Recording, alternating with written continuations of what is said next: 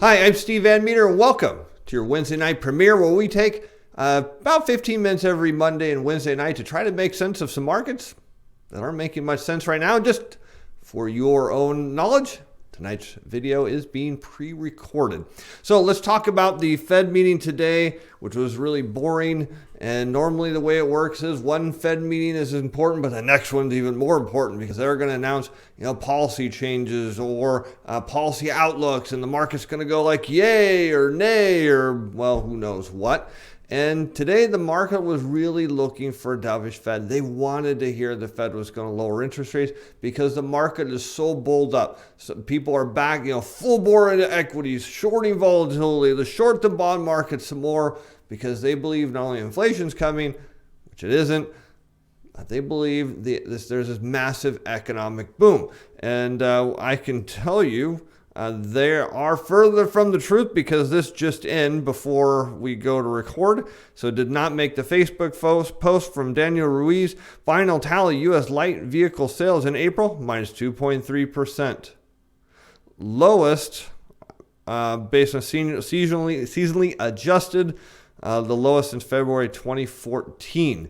So there you go. The economy perhaps still not looking quite as great. Just looking at my keyboard there to make sure I don't close something I don't want to close. So anyways, the Fed just continued the monetary tightening cycle by, keeping interest rates up. I mean, the key is it doesn't matter whether interest rates are 10% or 2%. As long as they're up from their low, it creates tightening. And the economy has to adjust down to deal with interest rates where they're at. It would be no different if the Fed raised interest rates to 10% today.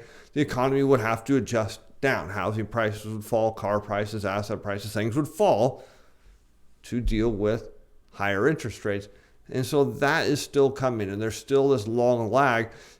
We should be into some of it now, but there's still a long lag from when the Fed hikes or lowers rates to when the economy feels it. And it's somewhere between 1.5 years and 2 years from when they did it. So there's a long time. So all the Fed is doing now is continuing the tightening regime.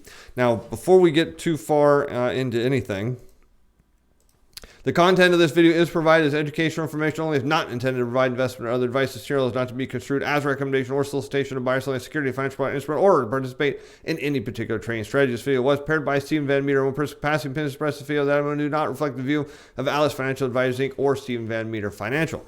Now, we would expect the market to probably not like this. We would think stocks would go down. We'd think interest rates would go down.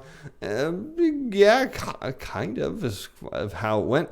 But before we do that, I want to go take a look at this post on Xero Head from Sven Henrik. He has a service for people who are trading, primarily geared to people in the United States. However, he is located in the United Kingdom.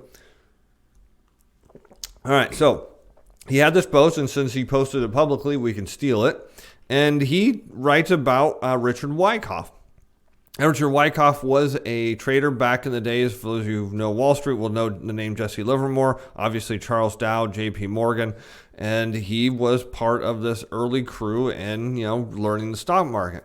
And he developed what he calls the market cycle pattern. The big money, smart money, accumulates shares, marks them up, right? So this is no different than cornering the market at the local store. Maybe something, for those who remember back, like Beanie Babies, right? I mean, certain areas got so many of them, there were very limited numbers. And if you got the rarest of the rare ones, you had the whole market. You could turn around and sell them to people right back in line for more money because they were that rare. Think of that same idea here. So you have the markup. This is where there's demand. People are like, price, they want it. Price is going up. I'll pay whatever price. Okay, I'll sell you some and just drive prices up. So you see markets go up in this kind of wave pattern. And then it gets to distribution. It's very rare that you go from accumulation to accumulation to accumulation or distribution to distribution. Very, very rare that actually happens because they want to buy, make money, and sell. And these can take on patterns in the matter of minute charts to yearly charts. So it depends on how big of a cycle that you are looking to invest in. And so he goes on to say, he's like, well, does this recent chart of the S&P 500 look familiar? Well, if it doesn't, let me draw you some lines. So he draws in some of his own lines. And he says, if you remove the price, you get this. And he's like, well, what do you think it looks like? There you go. Accumulation, markup, distribution. And people are saying stocks are going up here. He's saying, look, market cycle says it's going down. And while this is not perfect, he'll say that, hey, he doesn't have any further charts on this example. But you're in a distribution zone. This is where the people have made their money, are selling, getting out, and waiting for the next market cycle to go down.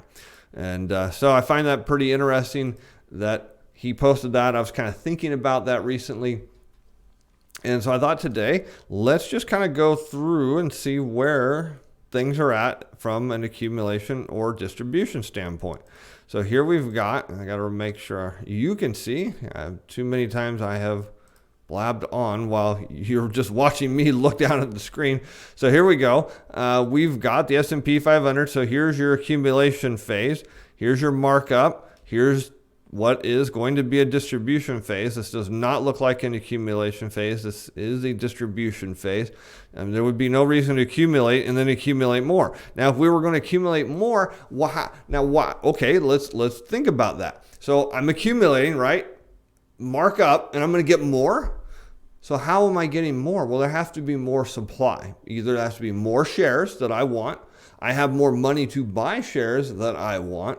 And I have to believe that you're going to buy them off of me when I drive the price up during the markup phase. Well, what are we actually seeing? Well, we're seeing insider sales. So we're seeing smart money selling. We're seeing corporate executives selling. Wouldn't really tell you that this is in another accumulation phase. So we'll go distribution phase until proven wrong. So what should happen is this next move, major move down for the market, should be lower. It should go on to that pattern where it takes us down. Now, did I close that window? I didn't. Sometimes I do. Now, where does he think everything's going? Let's flip back over and let's see if this will pull up. He says we're in this pattern here, and he says headed back to where it was somewhere in 2016. That's what I've said as well. So there you go. Now let's carry this on to volatility. Maybe the ETF is pretty obvious here. Here is a distribution phase to an accumulation phase to a markup to a very short distribution to an accumulation. What's the next direction for volatility? Higher. Well, what happens when volatility goes up? Well, you guessed it, stock prices go down. How about treasury yields? This is pretty interesting because here you have this would be a distribution because now we have to look at yields backwards because yields move opposite of bond prices. So somebody here would be selling all of their bonds. Then they started buying, distribution to accumulation, buying here. And they were buying it and driving yields back down because they wanted to sell them. And then all of a sudden, things changed in 2017.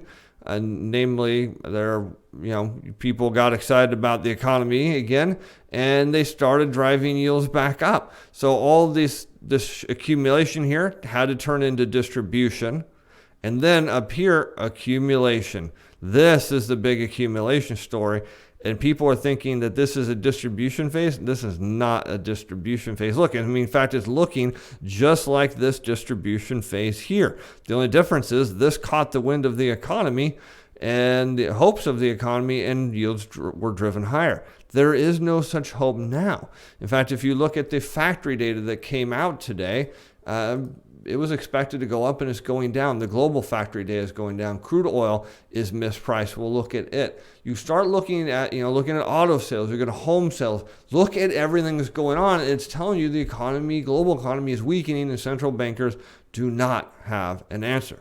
All right, back to the charts. Let's carry on and see. Let's take a look at oil and gas producers. Now, I've been bearish about them, as most people know, because I happen to look at the oil inventory reports, understand that inventories are rising. I also happen to understand that monetary decelerations, such as one we are in, always lead to lower asset prices. So you would look at this and say, okay, we need to go out to a bigger view. And so here you can see accumulation, markup. There's some distribution here. You could call this that wave on the way up, first two and then up here. So they bought, they sold some, bought a little more, sold, bought, sold, bought, and then sold all this out. So this is your distribution phase. And you might think, well, now they're in a longer trending accumulation phase. Well, there is something to that, but they're not there yet. And there's a lot of oil company shares that are out in the market. I mean, tons. So you would say this could be the beginning of an accumulation phase, and that would be true. There's so many stocks to buy that this could be a very long phase. In fact, it may be that they're looking to buy at a lower point, and I think they're looking to buy down here. So this could be as a part of a longer distribution phase, or it could be that the distribution phase is over and starting to move into an accumulation phase. I'm going to lead to the moving into the accumulation phase. I just don't think prices are low enough here yet for the big players. Now let's take a look at, say, gold. And I guess we'll stick with the weekly charts. Gold, here's your markup, here's your distribution. So you've got multiple tops, distribution phase. This is the markdown, the selling. And what do you think this is? Do you think this is a distribution phase where the big money's unloading more stuff, or is this an accumulation phase? Well, logic would dictate that this is an accumulation phase, because if there's further distribution here, then gold prices would keep going. They would come down, distribute for a while, and then fall. But instead, they've gone down, and then they've gone sideways. That is more of an indication of accumulation, not distribution. Let's look at the gold mining stocks and see if there's something similar there. Here again, we see move down, accumulation very small, so they must have been accumulating years back. Driven up, here's your markup, here's your distribution phase, here's your markdown, and now you have this long, here you have an accumulation phase that shot up, and then it went pretty much flat. So if this was a distribution phase, why wouldn't prices be back down at their all-time low? They probably would. So you have to look at this as an accumulation phase, because it's not a distribution phase at all. There's no indication of it being a distribution phase. So let's see what else we've got to take a look at. We could look at treasuries. So here you can see, here's your accumulation, markup, distribution, markdown, accumulation, and now it's moving up. So it makes sense. This is the first wave of the markup phase. They accumulated what they want. Now they're marking them higher. We know the banks are buying. So yeah, we have some validation that this is a move higher in yield. And you can see here's a major accumulation phase, big markup. And then one could say, well, but based on that, shouldn't this be a big distribution phase? Well, normally you might think so, except when you are in a debt-based economy and debts continue to rise, especially government debt, and you're running toward the end of monetary policy where you have a lot of strong rules like we do at the Federal Reserve.